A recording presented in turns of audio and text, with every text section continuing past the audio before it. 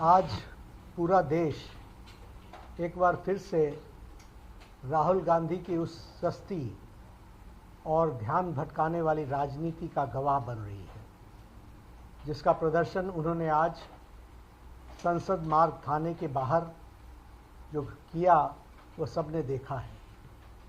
राहुल गांधी जी का आज का यह धरना न तो छात्रों के लिए है और न ही न्याय के लिए है। यह कांग्रेस पार्टी की राजनीतिक हताशा का प्रतीक है और राहुल गांधी की फुटेज खाने की भूख है। पूरा देश जानता है कि 20 जुलाई की घटना को लेकर माननीय सर्वोच्च न्यायालय ने पहले ही संज्ञान ले लिया है और पूर्व जज की अध्यक्षता में एक 5 सदस्यीय उच्च अधिकार प्राप्त समिति का गठन भी किया गया है। जब देश की सबसे बड़ी अदालत मामले की जांच कर रही है, तो आज थाने के बाहर जाकर कैमरे के सामने बैठकर राहुल गांधी क्या साबित करना चाहते हैं? क्या नेता प्रतिपक्ष का देश की न्यायपालिका पर विश्वास नहीं है क्या? सच्चाई यह है कि राहुल गांधी खुद को सुर्खियों में जिंदा रखने के लिए यह कैमरा जीवी ड्रामा कर रहे हैं।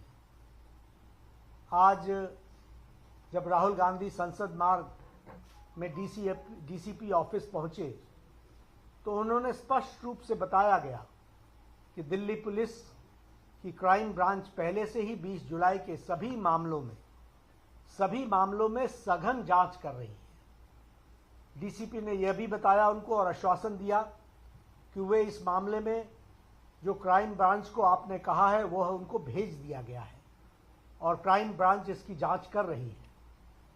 प्रशासन के इस स्पष्टीकरण के बावजूद धरने पर बैठ जाना राहुल गांधी के हठ योग को दर्शाता है और हठ योग के साथ साथ हताशा को भी दर्शाता है। इससे साफ हो जाता है कि उनका मकसद किसी को न्याय दिलाना या जांच करवाना नहीं है, बल्कि सिर्फ हंगामा खड़ा करके कानून व्यवस्था को चुनौती देना है। इस पूरे ड्रामे में और इस पूरे ड्रामे की अगर हम टाइमिंग को समझें तो हमें ध्यान में आएगा कि आज कांग्रेस पार्टी वंदे मातरम के मुद्दे पर, वंदे मातरम के विषय पर पूरे देश में चारों ओर से घिर चुकी है। राष्ट्रगीत के अपमान को लेकर जनता कांग्रेस से जवाब मांग रही है। कांग्रेस के एक बड़े नेता तिरंगे वाले केक को काटते हुए दिखाई दे रहे हैं।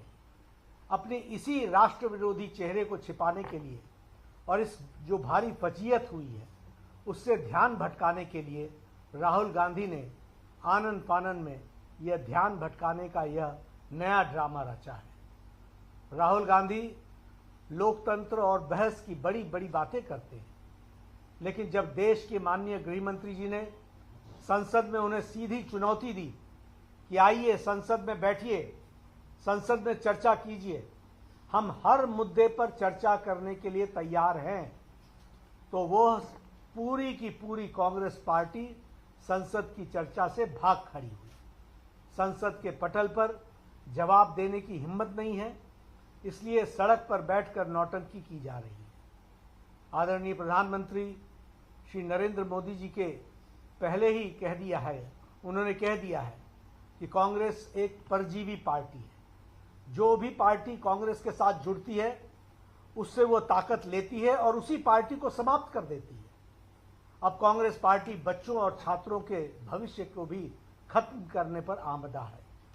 भारतीय जनता पार्टी स्पष्ट करना चाहती है कि देश संविधान, कानून और न्यायिक प्रक्रियाओं से चलता है, न कि किसी परिवार के हठ योग या कैमरा के प्रति उनके प्रेम से चलता है। नहीं, राहुल गांधी को यह समझ लेना चाहिए कि जनता उनके इस हिट एंड रन वाले रवैये को और राजनीतिक पाखंड को भली भांति पहचान चुकी है। वह चाहे जितना ड्रामा कर लें, कांग्रेस अपने पापों और उसकी जवाबदेही से भाग नहीं सकती है। जनता उनसे जवाब मांग रही है और उनको जनता को जवाब देना पड़ेगा।